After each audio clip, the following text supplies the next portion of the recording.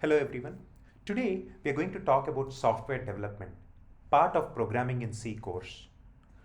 Software development is the process of designing, creating, testing and maintaining software.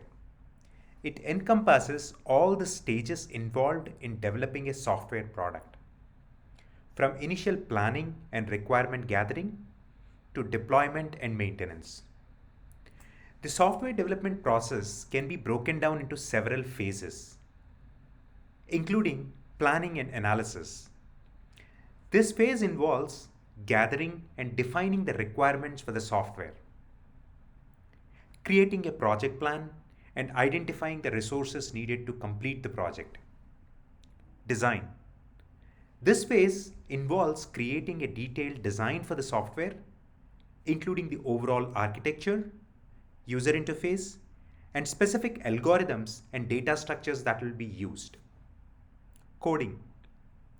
This phase involves writing the actual code for the software using a specific programming language. Testing. This phase involves running the software through a series of tests to ensure that it is working correctly and that it meets the requirements defined in the planning and analysis phase. Deployment. After the software has been tested and debugged, it is ready to be deployed. This can involve installing the software on a target system, such as a personal computer, or publishing the software on a website for others to download. Maintenance.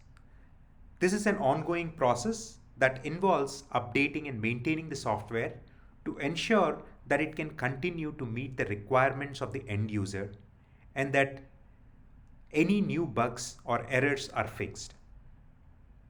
Software development can be done by an individual developer or a team of developers or an entire organization.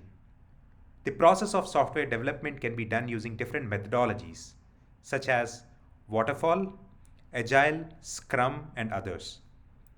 These methodologies differ in their approach to the development process, but they all share the same goal, which is to deliver a high quality software that meets the end user needs. Hope this was helpful. Thank you for watching.